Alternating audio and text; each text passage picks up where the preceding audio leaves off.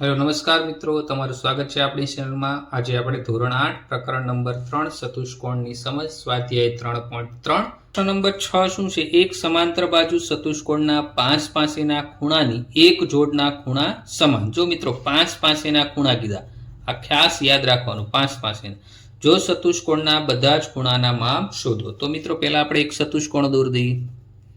તો આ રીતે ચતુષ્કોણ ABCD આપણે ડ્રો કરી દઈએ।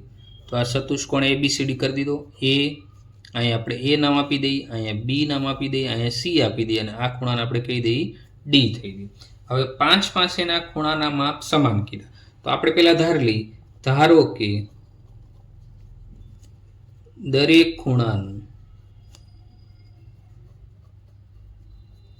માપ બરાબર x છે। તો મિત્રો આ ખૂણાનું માપ કેટલું થઈ ગયું? x। તો આ ખૂણાનું માપ કેટલું થઈ ગયું? x। દરેક ખૂણાનું માપ કેટલું થઈ ગયું મિત્રો? x થઈ ગયું, બરાબર। હવે મિત્રો 5 પાસેના ખૂણા સમાન, તો ખૂણો a જેટલો હશે એટલો જ ખૂણો કયો હશે? d લખશું। હવે આપણે 5 પાસેના ખૂણ લખી, ખૂણો a વત્તા ખૂણો d બરાબર 180। મિત્રો આગળના દાખલામાં પણ આપણે આવું જ લખ્યું હતું। આવું શા માટે લખ્યું મિત્રો? કેમ કે 5 પાસેના ખૂણા કેવા હોય છે?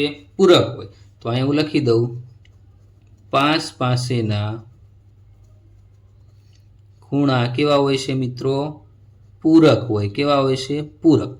તો ખૂણો a નું માપ આપણે શું ધાર્યું હતું? અહીંયા ખૂણો a બરાબર x થઈ જશે અને ખૂણો d બરાબર x થઈ જશે। શું કરવા? બધાના માપ x જ છે।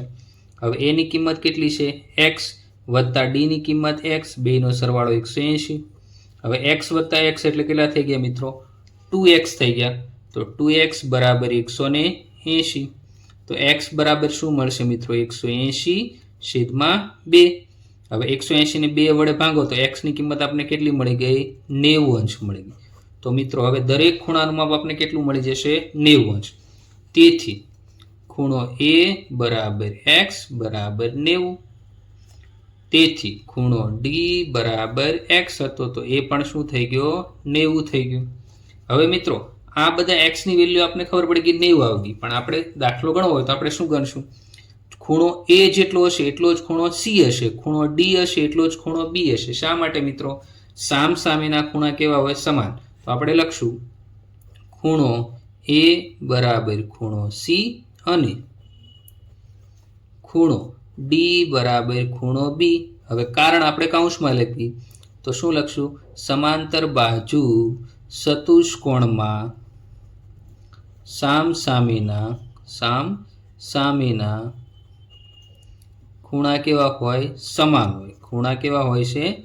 સમાન હોય। સામ સામેના ખૂણા સમાન હોય।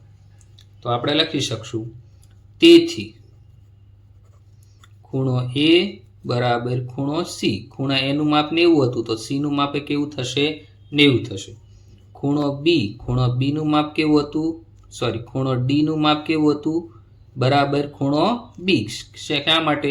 a ની સામે c અને d ની સામે b। તો ખૂણો b બરાબર કેટલા થશે? 90 થશે। તો દરેક ખૂણા કેવા મળ્યા? કાટખૂણા। તો આપણે આનો બીજી રીતે એક પણ જવાબ લખી શકીએ કે દરેક ખૂણા કેવા હશે? કાટખૂણા। તો શું લખીશું? દરેક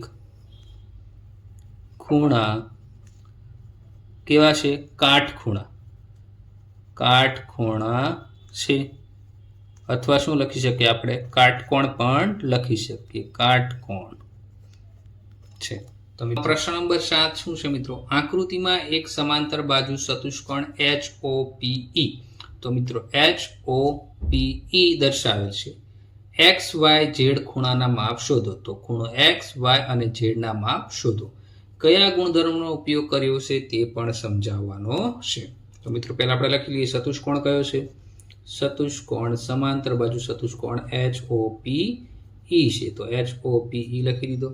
હવે જે ખૂણાના માપ આપેલા છે એ જોઈ લઈએ। તો ખૂણો EHP, તો આ ખૂણા માપ કેટલું આપ્યું? 40। તો આપણે લખી દઈએ ખૂણો EHP બરાબર 40। બીજો કઈ ખૂણો આપ્યો છે? જો આપ્યો છે મિત્રો POH। તો POH અથવા એનું માપ આપણે આપ્યું નથી, પણ POA। તો આપણે શું લખશું? ખૂણો POA। મિત્રો જો અહીંયા નામ આપણે આપ્યું નથી, પણ આપણી સરળતા ખાતર આપણે અહીંયા a આપી દઈએ। તો POA બહારના ખૂણાનું માપ કેટલું આપ્યું છે? 70, તો આપણે 70 લખી દઈએ. બરાબર મિત્રો. હવે આપણે કયા ખૂણા શોધવાના છે? ખૂણો x શોધવાનો, ખૂણો y શોધવાનો અને ખૂણો z પણ આપણે શોધવાનો છે. હવે મિત્રો આપણે દાખલો ચાલુ કરીએ. હવે મિત્રો જો અહીંયા ખૂણો POA અને POH બંને કેવા ખૂણા થાય? જો આવો ટી આકાર બન્યો, ઊંધો ટી. જો મિત્રો આ રીતે ખૂણો બને છે POA અને POH. તો ટી આકાર બને, ઊંધો ટી આકાર, તો કેવા ખૂણા કહેવાય? રેખિક કોણ. અહીં લખીશું, અહીં ખૂણો POA અને ખૂણો POH, POA અને POH રેખિક જોડ છે. કેવી જોડ છે મિત્રો? રેખિક જોડ છે. તેથી ખૂણો POA વત્તા ખૂણો POH બરાબર શું થાય? 180. રેખિક કોણના બે ખૂણાનો સરવાળો કેટલો થાય મિત્રો? 180. તો POA તો એ આપણે કેટલો આપ્યો છે? 70 અંશ વત્તા ખૂણો POH બરાબર 180. હવે POH ને આપણે કરતા બનાવીએ તો શું થાય? 180 માઇનસ 70. તો ખૂણો POH બરાબર આપણે કેટલા મળ્યા? 110. હવે ખૂણો મિત્રો જો POH આ કેટલો મળી ગયો આપણને? 110 મળી ગયો. તો આપણે 110 લખી દઈએ. આ એક ખૂણો આપણને મળ્યો. હવે મિત્રો જો સમાંતર બાજુ ચતુષ્કોણ હોય તો એમાં સામસામેના ખૂણા સમાન હોય. તો આ ખૂણો O જેટલો હશે એટલો જ ખૂણો કયો હશે? E હશે. તો આપણે લખી શકીએ અહીં શું લખશું મિત્રો? ખૂણો POH બરાબર ખૂણો કયો લખશું મિત્રો? PEH. તમે લખી શકો PEH, ખૂણો PEH. શા માટે? તો આપણે કારણ લખી લઈએ. સામસામેના ખૂણા કેવા હોય? સમાન. સામસામેના ખૂણા કેવા હોય મિત્રો? સમાન. હવે POH આપણો કેટલો આવ્યો? 70. તો PEH કેટલો થશે? 70 જ થશે. હવે PEH એટલે કયો ખૂણો થશે? PEH એટલે આપણો ખૂણો કયો થયો? X. તેથી ખૂણા X બરાબર કેટલો થઈ ગયો મિત્રો? 70. તો આપણે પેલા ખૂણાનું માપ આપણને અહીંયા મળી ગયું. તો આનું માપ કેટલું થઈ ગયું મિત્રો? 70 થઈ ગયું. હવે મિત્રો આપણે આગળ ચાલીએ. હવે તમે જો આ એક રેખા EH રેખા જો અને PO રેખા. EH અને PO બંનેની છેદિકા કઈ છે મિત્રો? જો EH અને PH બંનેને છેદતી રેખા કઈ છે? આ વિકર્ણ. તો અહીંયા માટે ત્રિકોણ કેવો બને? જો આ રીતે બને. તો આ કેવો આકાર બન્યો? ઝેડ આકાર. ઝેડ આકાર બને એટલે આપણે એને કયો કહીએ? યુગ્મકોણ. તો અહીં લખીશું અહીં EH રેખાખંડ કયો? EH. તો E અને H બાજુ અને બીજી બાજુ કઈ છે? PO ની છેદિકા એટલે કે બંનેને છેદતી હોય એવી છેદિકા કઈ થઈ? HP. રેખા HP છે. તેથી ખૂણો EHP બરાબર ખૂણો HPO. તો મિત્ર યુગ્મ કોણમાં બંને ખૂણા કેવા હોય? સમાન હોય. તો EHP અને બીજો કયો ખૂણો બનશે મિત્રો? બનશે HPO. તો આ બંને ખૂણા કેવા હશે? સમાન હશે. તો જો મિત્રો આ 40 આપ્યો તો આ સામે બાજુવાળો ખૂણો છે એ કેવો હશે? સમાન. શું કરશું આપણે? શું લખશું કે યુગ્મ કોણની જોડ કેવી હોય મિત્રો? સમાન હોય. યુગ્મ કોણની જોડ કેવી હોય? સમાન. તો ખૂણો EHP હશે એટલો જ ખૂણો કયો હશે? PHO. એટલે આ 40 છે તો આ કેટલો થઈ જશે? 40. તેથી હવે EHP માં માપ શું છે? 40. તો એ આપણે 40 લખી દઈએ બરાબર ખૂણો HPO. હવે અહીં ખૂણો HPO ને આપણે શું નામ આપ્યું હતું? HPO એને આપણે શું નામ આપ્યું હતું? Y બરાબર Y. તેથી એની કિંમત કેટલી મળી? 40. તો આપણે જો ખૂણો X પણ મળી ગયો અને Y પણ મળી ગયો. હવે આપણે ખૂણો કયો ગોતવાનો છે? ખૂણો Z ગોતવાનો છે. હવે મિત્રો આના માટે ખૂણો Z જો આ રીતે છે ખૂણો Z. તો એમાં ત્રિકોણ કયો બને? HPO. આખો ત્રિકોણ થઈ ગયો, કાટકોણ ત્રિકોણ. હવે ત્રિકોણના ત્રણેય ખૂણાનો સરવાળો કેટલો થાય? 180. HPO. તો આપણે લખશું અહીં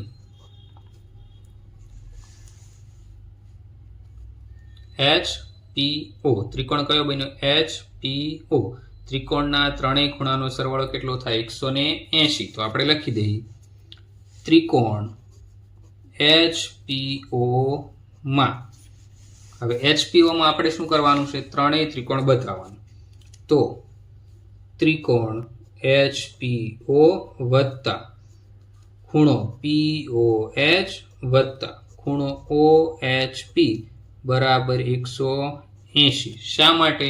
ત્રિકોણના ત્રણેય ખૂણાનો સરવાળો કેટલો થાય? 180. તો આપણે શરત લખી દઈએ ત્રિકોણના ત્રણેય ખૂણાનો સરવાળો બરાબર 180 અંશ થાય. હવે ખૂણો HPO તો મિત્રો જો આપણે જોઈ લઈએ પેલા ખૂણો HPO. તો HPO એટલે શું થાય? y. તો y ની કિંમત આપણે કેટલી મળી હતી મિત્રો? 40. જો આ 40 છે આપણે તો આ પેલા કેટલા લખી દઈએ આપણે? 40 વત્તા ખૂણો POH. ખૂણો POH તો POH નું માપ આપણે કેટલું મળ્યું હતું? 110. તો આપણે શું લખી દઈશું? વત્તા 110 વત્તા ખૂણો OHP. ખૂણો OHP એટલે કે z જે આપણે શું કરવાનો છે? શોધવાનો. તો આપણે શું લખી દઈએ? વત્તા ખૂણો OHP બરાબર 180 અંશ. હવે 40 વત્તા 110 એટલે 150 અંશ વત્તા ખૂણો OHP બરાબર 180. તો ખૂણો OHP બરાબર 180 માઇનસ 150. તો ખૂણો OHP બરાબર આપણે કેટલું મળ્યું છે મિત્રો? 30. હવે ખૂણો OHP એટલે આપણો કયો ખૂણો થઈ જશે એ આપણે જોઈ લઈએ. ખૂણો OHP એટલે આપણો કયો ખૂણો થઈ ગયો મિત્રો? Z થઈ ગયો. તો આપણે લખી દઈએ બરાબર શું થઈ જશે? ખૂણો Z થઈ ગયો. હવે આપણે દરેક ખૂણાના માપ લખી દઈએ. ખૂણો X, ખૂણો Y અને ખૂણો Z. તો ખૂણા X નું માપ આપણે કેટલું મળ્યું હતું મિત્રો? ખૂણા X નું માપ આપણે 70 મળ્યું, ખૂણા Y નું માપ 40 મળ્યું અને ખૂણા Z નું માપ 30 મળ્યું. તો આપણો દાખલા નંબર 7. પ્રશ્ન નંબર 8 શું છે? નીચેની આકૃતિ GUNS અને RUNS સમાંતર બાજુ ચતુષ્કોણ છે. X અને Y શોધો. લંબાઈ સેમીમાં છે. તો મિત્રો પહેલી આકૃતિ આપણે જોઈએ GUNS. આમાં મિત્રો જો બાજુના માપ તમને આપ્યા છે. SN આપ્યું છે, GU આપ્યું છે, SG આપ્યું છે, NU. તો આપણે પહેલા માપ લખી દઈએ. SN બરાબર 24. બીજું શું આપ્યું? NU બરાબર 18. ત્રીજું શું આપ્યું છે? SG બરાબર 3x અને GU બરાબર 3y માઇનસ 1. હવે મિત્રો જો આપણે શું ગોતવાનું છે? અહીંયા x આપ્યો અને y આપ્યો એ આપણે શોધવાનું છે.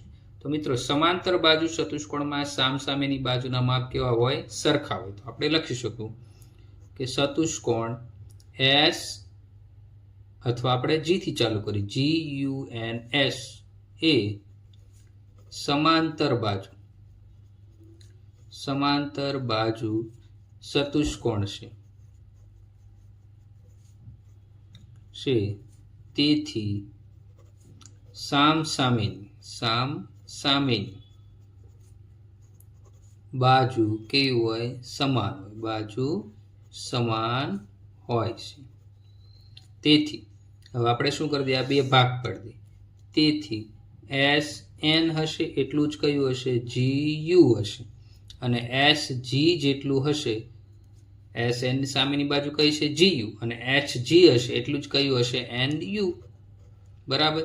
હવે SN ની કિંમત આપણે કેટલી આપી છે? 26 આપી છે.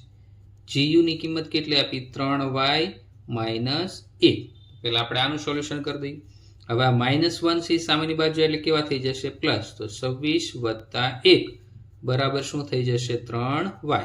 તો 26 વત્તા 1 એટલે 27 બરાબર 3y. તો y ની કિંમત શું થશે? 27 ભાગ્યા 3 બરાબર y. તો જે આગળના ચેપ્ટરમાં આપણે ભણ્યા હતા બીજા ચેપ્ટરમાં એ પ્રમાણે 3 સાથે y સાથે 3 ગુણાકારમાં એ ક્યાં જશે? ભાગાકારમાં. તો તો 9 તેરી કેટલા થાય 27, 3 3 કટ થઈ ગયા. તો y ની કિંમત આપણે કેટલી મળી 9 મળી ગઈ. હવે આવું જ તે આપણે કેના માટે કરવાનું x માટે. તો hg ની કિંમત કેટલી આપી છે આપણે 3x બરાબર nu ની કિંમત કેટલી આપી છે 18 આપી છે. હવે x બરાબર x સાથે 3 ગુણાકારમાં, એ ક્યાં જશે ભાગાકારમાં, 18 ભાગ્યા 3 તો 6 તેરી 18, 3 3 કટ થઈ ગયા. તો x ની કિંમત કેટલી મળી 6. બંનેના માપ સેમીમાં છે તો y બરાબર 9 સેમી અને x બરાબર કેટલું થઈ ગયું 6 સેમી. હવે મિત્રો બીજી આકૃતિ આપણે જોઈએ. બીજી આકૃતિમાં તમને કયો ચતુષ્કોણ આપ્યો RUNS આપ્યું છે અને અંદર બે વિકર્ણ આપ્યા. હવે મિત્રો આપણે અહીંયા સરળતા ખાતર O નામ આપી દઈએ. તો મિત્રો શું થઈ ગયા, આ વિકર્ણ SU અને વિકર્ણ RN થઈ ગયા. હવે માત્ર સમાંતર બાજુ ચતુષ્કોણના વિકર્ણો પરસ્પર દુભાગ એવી સમાંતર બાજુ ચતુષ્કોણના ગુણધર્મોમાં આપણે ભણ્યા હતા. તો આપણે લખશું કે સમાંતર બાજુ ચતુષ્કોણ કયો છે RUNS એ સમાંતર બાજુ કેવો ચતુષ્કોણ છે, સમાંતર બાજુ ચતુષ્કોણ છે કોણ છે. તેથી સમાંતર બાજુ ચતુષ્કોણ કેવા, સમાંતર બાજુ ચતુષ્કોણના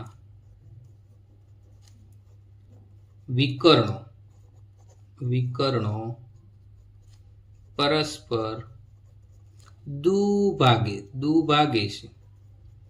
દુભાગે એટલે મિત્રો શું થાય, આખો વિકર્ણ છે એ બે ભાગમાં હોય તો આ ભાગ જેટલો હોય એટલો જ ભાગ આનું માપ હોય. આ 20 હોય તો સામે 20 જ થવો જોઈએ, આ 16 હોય તો સામે 16 જ થવો જોઈએ. હવે તેથી હવે આપણે બે વિકર્ણ કયા છે, વિકર્ણ આપણી પાસે કયો છે SU, વિકર્ણ SU. તો આપણે લખશું વિકર્ણ SU માટે. તો વિકર્ણ SU માટે આપણે શું લખી શકીએ,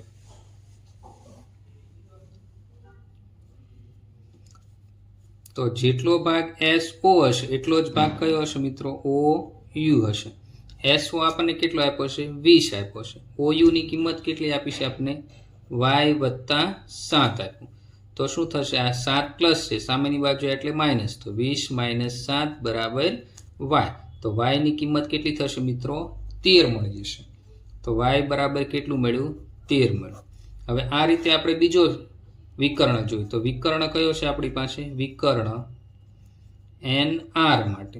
તો જેટલો ભાગ RO હશે એટલો જ ભાગ કયો હશે ON. તો RO બરાબર ON. RO કેટલો હશે 16, તો ON બરાબર x + y. હવે મિત્રો y ની કિંમત આપણે કેટલી મળી 13, તો આપણે 16 બરાબર x વત્તા કેટલું કરી દઈએ 13. હવે 13 પ્લસ છે સામેની બાજુ એટલે કેવું થઈ જશે માઇનસ, તો 16 - 13 બરાબર x. તો કેટલું મળ્યું 3. 16 માંથી 3 કાઢો એટલે કેટલા મળે, 16 માંથી 13 કાઢો એટલે કેટલા મળ્યા 3. તો આપણે y ની કિંમત કેટલી મળી 13 સેમી અને x ની કિંમત કેટલી મળી મિત્રો આપને 3 સેમી મળી. તો આપણા શું થઈ ગયા, બંને આન્સર થઈ ગયા.